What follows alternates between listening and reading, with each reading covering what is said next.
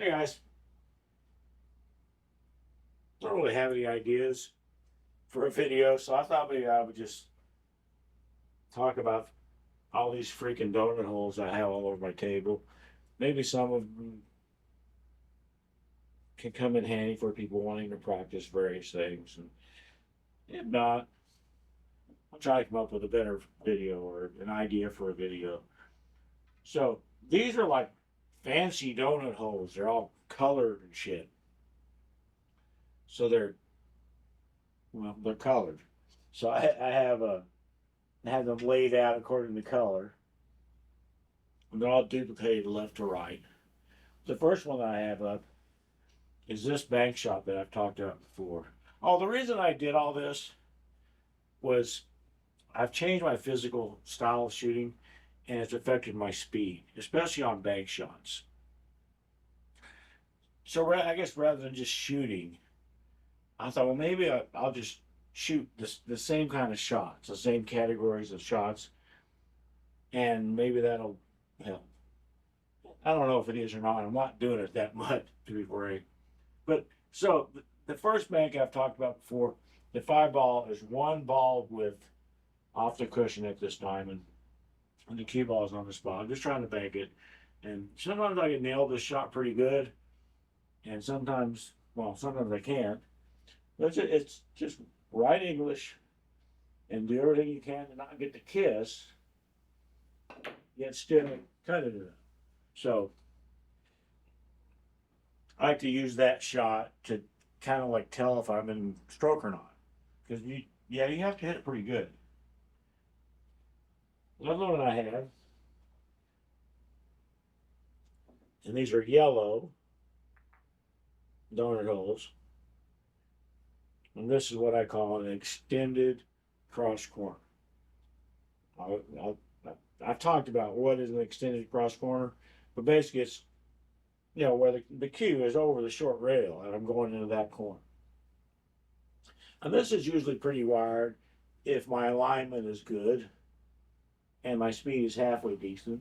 The shot's pretty wired. See how wired it is? Boy, I came up short. That's what's been happening more than anything else. I'm coming up short on banks if I miss them.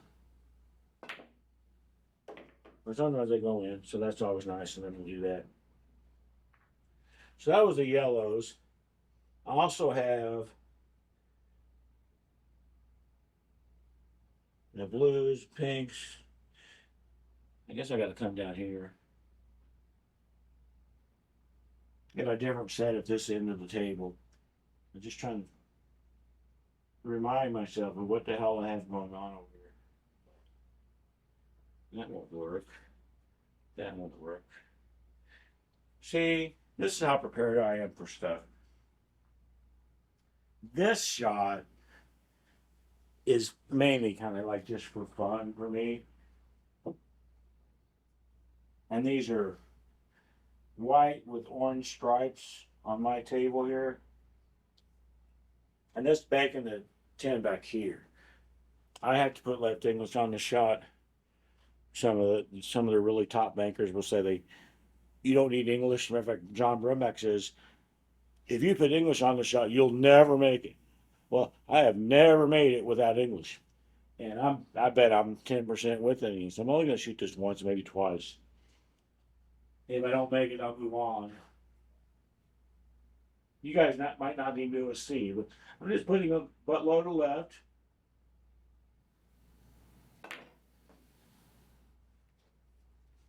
And seeing what happens. I didn't cut that ball. You can tell I didn't cut it because the cue ball just went straight down the rail. Cue ball should be bouncing off the rail, going back out this way. Get on there, get on there.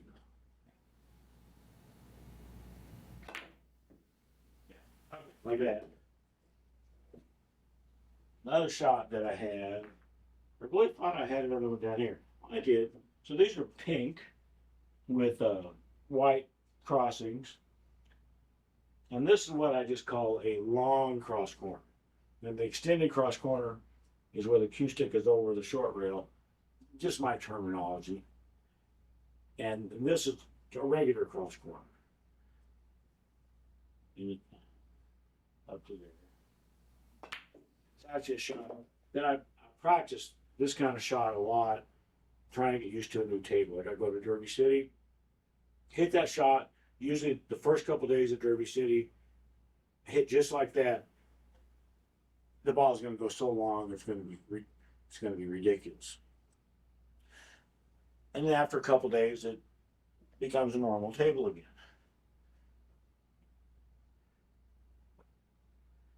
On some tables that where the cloth hasn't been changed or the rails are crap or whatever, the ball will miss short. But usually it's going to miss long. What else? What else? What else? What else? I had one that I can't find. No, I guess that's it down here. These are this end of the table version of orange with white hexagons. This is just another English bank. I have to have English on this tin cross side to not get a kiss. This is absolutely one I tend to hit short if I miss it. I think I'm getting too much English in what's happening here. That's everyone. I guess maybe my practice is paying off a little bit. That might be the gist of what I have. But I do have my center ball shot that I've been working on to like practice getting the certainty of a shot. I've talked about that in hell, probably my last video, where I can be absolutely 100% certain that this 10 is going to go in the pocket. Now watch me miss it, but I am talking to you right now. But I can be certain that it's going to go in generally. But then come back a diamond, like to this spot, and I can no longer be certain. Be pretty darn sure, but I can't be certain it's going to go in. And so I'm shooting this one, shooting this one, shooting this one, trying to become certain about it.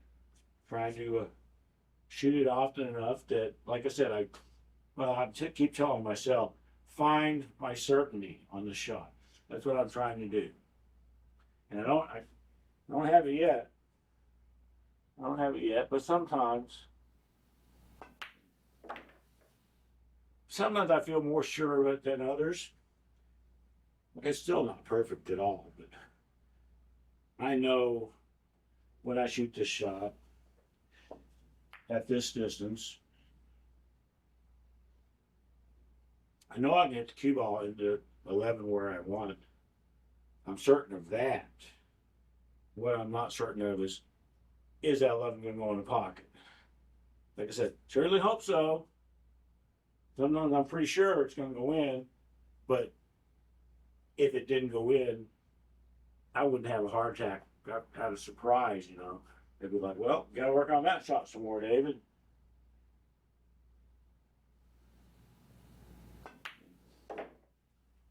Anyway, that's what the point of the dots. So they're probably not going to stay up here forever.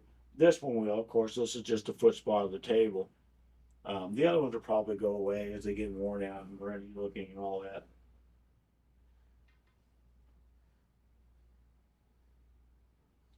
Yeah, I don't think I have any more.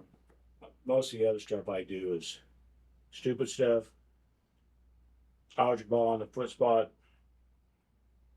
or on the spot. Cue ball, one diamond down along this line, and just try to pocket speed this bank in. There's no scratch, and when I first started looking at it, I thought, well, shit, I hope I don't scratch in the side. There is no scratch if I make it. I just trying to work on pocket speed. As I said, I miss balls short a lot. I missed my banks short a lot, and that's kind of what's been happening to me lately. My speed is just off.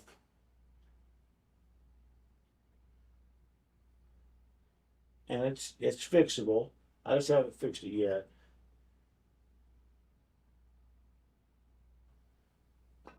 I also think this this picture pocket might roll off a little bit. You might be able to see, or maybe not. But I've shot it a couple times where it seemed like it was going to go in until it got about here, and then it turned short. I've seen it on a couple of videos. I don't know if it's going to show up on that one right there. Like I said, and I have all these shots I've talked about mirrored one side or the other. So, and then this one too, I can also try to put this at pocket speed back to my left. That's way harder than pocket speed, but at least it's going to go in. Now, put the cue ball up there, put the 10 back here. I did a recent video talking about stuff like that Federer will do. He'll shoot a lot of pocket speed stuff. Possibly not because he knows it's his highest percentage of making it, because he knows damn well that if we left that here and the cue ball up there, he's not selling out anything. So I've been working on my pocket speed stuff, just generally working on stuff. Since I changed my physical style, I kind of made a little pledge to myself. Hey, I'm going to, stick with this until Derby City, after Derby City. I'm also shooting with the Southwest until after Derby City. My other cues are all over there. They're out of sight, out of mind. I'm not going and grabbing other ones and all that. And I have been shooting pretty much exclusively, easy for me to say, with this cue since about the middle of June. And yeah, for 2 or 3 months, I've been shooting mostly with this cue. Well, I'm used to it, so that's what I want to keep shooting with. And then this physical style crap that I'm doing, I'm trying to stick with that as well. But I keep finding little tweaks and stuff that I want to do. If they work every time, I want to do them every time. If I don't feel like I need them every time, I just kind of want to have them, on standby in case I need them. Things like a shorter bridge, I think I've talked about before. Sometimes it just seems like balls are just being weird. I'm not hitting them correctly. So I'll just shorten my bridge from 10 inches to 6 inches, or from 10 inches to 8 inches, or whatever. And then all of a sudden balls start going in. Like, yay. Then I come down the next morning, or the next day, and I try that 8 or 6 inch bridge again. I can't make anything. I got to go back to a 10-inch bridge. The humidity and phase of the moon and all, I don't know. I just want to make balls, and I want to have little things like that have proven to be helpful to me at times. And I don't want to have to change the whole thing again. I don't want to have to do that anymore. I'm too old to keep changing shit all the time. And just like with the cues, it's hard to be consistent when I'm constantly changing stuff. So I'm trying, guys. I mean, I'm trying to not change stuff nearly as often as I have in the past. It's working so far, but it's only been a couple of weeks since I did the pledge to myself. And, we'll see. If it continues, then I'll at least give myself a good solid 6 months before Derby City of getting used to a physical style and a cue. And that ought to give me pretty good odds of not completely stinking up the casino when I go to Derby City. Hopefully. Bye, guys.